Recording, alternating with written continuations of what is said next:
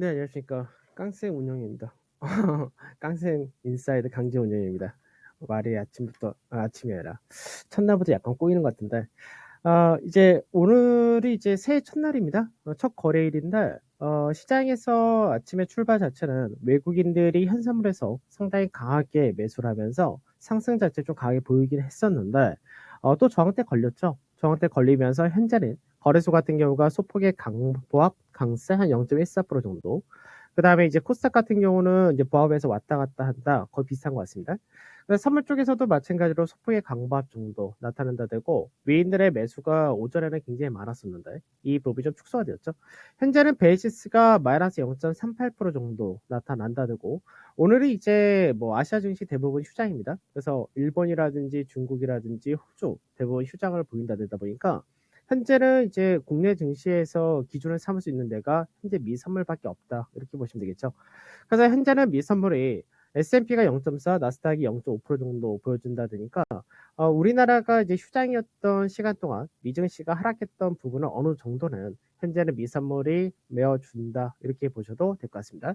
다만 이제 원달러 환율이 좀 올라가는 모습을 보여주는데 뭐 이 부분은 뭐 앞서도 말씀드렸듯이 달러 강세 자체가 제한된 것은 동일하기 때문에 크게 신경 쓰실 필요는 없을 것 같고 이제 하단 추세 라인 대가 소폭 높아졌기 때문에 이제는 1183원에서 4원의 이탈 여부가 중요하다 정도 보시면 되겠죠. 지금 이제 오늘 시장에서 아무래도 거래 대금이 제한적인 부분도 있고 아직까지 기관과 외국인들이 서로 수급이 좀 다른 모습을 보여준다 됩니다.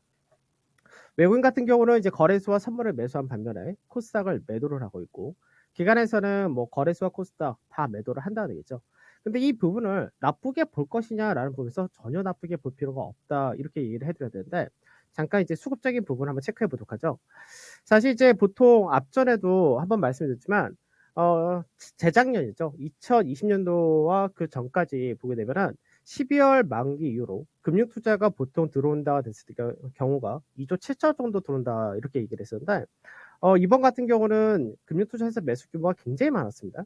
그러니까 이제 배당 락이 떨어질 때 지수 자체가 강하게 한번 튄다라는 학습 효과가 있다 보니까 여기에 따라서도 매수 좀 강하게 들어왔다라고 봐야 될 것 같은데 우선은 금융투자가 이제 4조 가까이 이제 배당 기준까지 매수를 했다 되죠. 그래서 배당 락이 떨어졌었던 지난주 수요일과 목요일 이때를 보게 되면은 이제 금융투자에서의 매도 물량이 상당히 크게 출회되는 모습을 보여줬다 됩니다. 그래서 이 부분이 결과적으로는 시장에서 지수의 하락으로 연결됐던 그런 케이스였는데 이제 오늘도 금융투자 쪽에서 매도가 5천억 이상 출회가 된다가 되죠. 그러다 보니까 이제는 앞전에 들었던 4조 규모에서 이제는 3조 정도가 소화를 했고 이제 1조 정도가 남아있다는데 그런 중요한 거는 이 금융투자에서의 매도하는 물량을 누가 받아주느냐 사실 이게 중요한 거죠. 그래서 오늘 같은 경우는 거래소에서 외국인들이 절반 이상을 받아주고 있는 케이스고 나머지 물량은 개인들이 받는다 정도 이렇게 보시면 되죠. 그러면 오늘 시장에서 베이시스가 약세를 띠는 부분이 나쁘냐라고 할 때는 전혀 나쁘다라고 볼 것이 없는 것이 어차피 베이시스가 더 약화가 돼서 여기에 따른 물량이 떨어지는 거를 금융투자 중심 물량을 외국인이 소화를 해준다면 지금 현재 12월 만기 이후에 들어왔었던 남은 물량은 1조 정도 되니까 이 부분은 향후 시장에서는 언제든지 소화하기 무난한 물량으로 바뀐다는 겁니다. 그래서 오늘 시장에서 베이시스가 약화되고 현재는 변동성도 좀 나타나고 이런 부분이 결과적으로는 매물 소화하는 과정이다라고 보셔도 될 것 같습니다. 그러다 보니까 우선은 시장 자체가 업종별로 차별화될 수밖에 없다 되겠죠. 그래서 현재는 거래소 같은 경우가 뭐 게임이라든지 건설, 철강, 뭐 포스코 같은 경우 대표적인 케이스인 거고 반도체에서는 삼성전자는 뭐 아주 강하지 않다 되는데 DBIT에게 오늘 증권사 리포트와 더불어서 좀 강세가 두드러진다 됩니다. 그다음 이제 원전 관련주도 이제 유럽에서의 그린 에너지로 원전을 파업시킨다. 뭐 아직 확정된 건 아닙니다. 그래서 이런 부분들이 강세를 띈다는 거고 코스닥도 일부 게임이라든지 IT 부품에서는 패키징을 중심으로 아직까지 강세가 좀 더 이어진다 되는데 2차 전지 소재 쪽에서가 차익실현, 하락이 좀 나타난다 되겠죠. 근데 옵션 포지션은 이제 앞서도 말씀드렸듯이 배당 기준일 날이 오히려 시장에서 상방을 막는 콜 매도가 많았었고 이 부분을 지난주 수요일과 목요일 날 어느 정도 해소를 해줬고, 오늘 추가적으로 콜 매수를 좀 더 매수를 해주면서 상단이 막혔던 콜 매도 포지션이 없어졌다가 됩니다. 그래서 상단이 제한됐던 부분은 해소됐다, 이렇게도 보시면 될 것 같은데, 현재는 선물 쪽에서 보게 되면은 단기적인 부분에서는 393.6에서 399.1포인트 이 라인대가 좁은 밴드로 움직인다 되겠죠.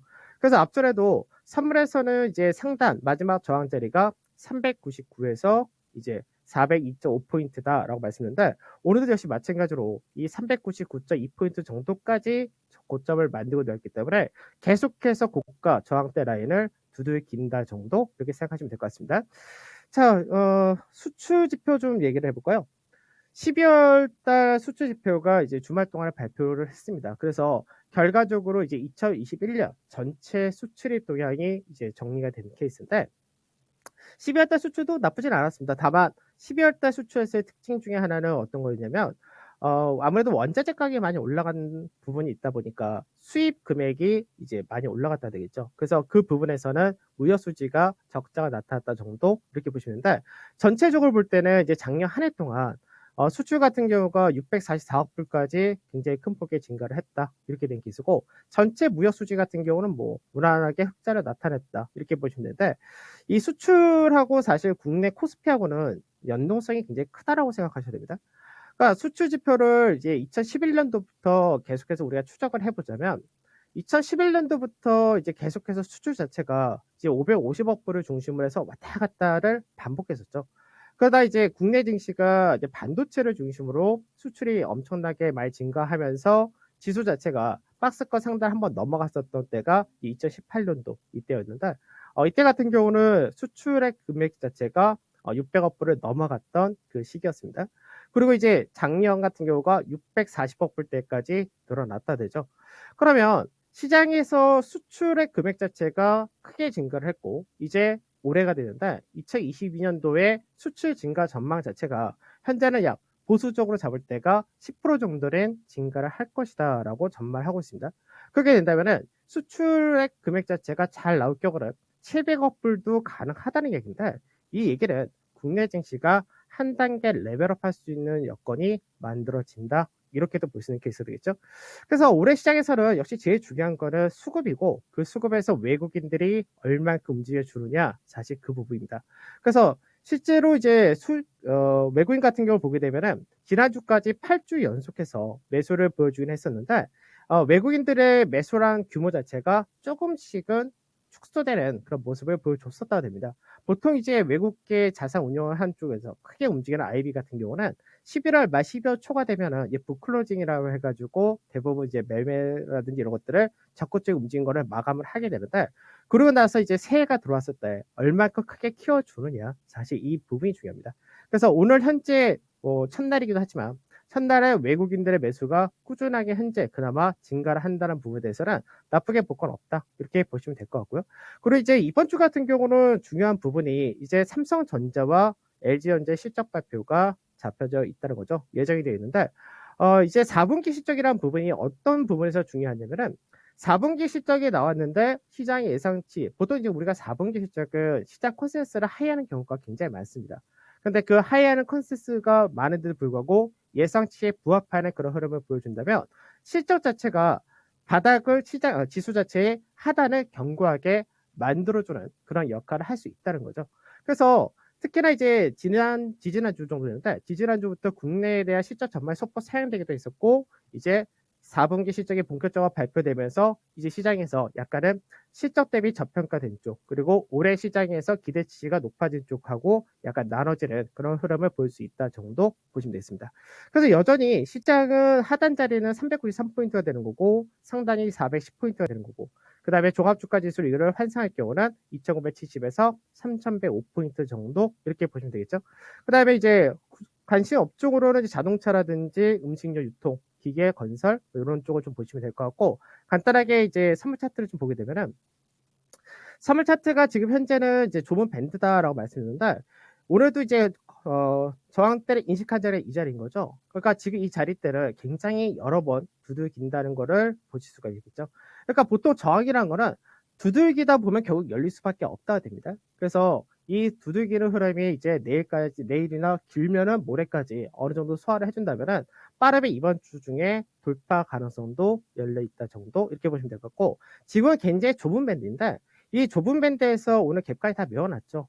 그러면 이제 중간 마디라고 할 수 있는 396.3포인트 이 라인대를 올라타야 되는데 이거를 올라탄다면은 시장에서 이제 추가적으로 좁은 밴드 어도 마무리하고 상단 쪽에 대한 무게를 실을 수 있다까지 동일하게 생각하시면 될 것 같습니다. 그래서 오후 시장도 뭐 그렇게 크게 뭐 급변하거나 그럴 가능성 자체가 없다라고 보고 있는 것이 어차피 오늘 국내 증시가 이것저것 비교를 하고 잴 수 있다 된 것이 미선물밖에 없기 때문에 그냥 매물 소화하는 국면이 지속이고 업종별 종목별 차별화는 당연한 부분인 것이고 아까도 말씀드렸던 이 선물에서의 좁은 밴드마다에서 오늘 시가 자리가 396이었고 이제 중간마다 396.3포인트이기 때문에 요 가격대 정도를 회복을 시켜준다면 이번 주 중에 박스권 상단을 돌파한 쪽에 무게를 실 수 있다 이렇게 말씀을 드리도록 하겠습니다. 저는 오늘 여기서 마무리하도록 하고 내일 뵙도록 하겠습니다. 감사합니다.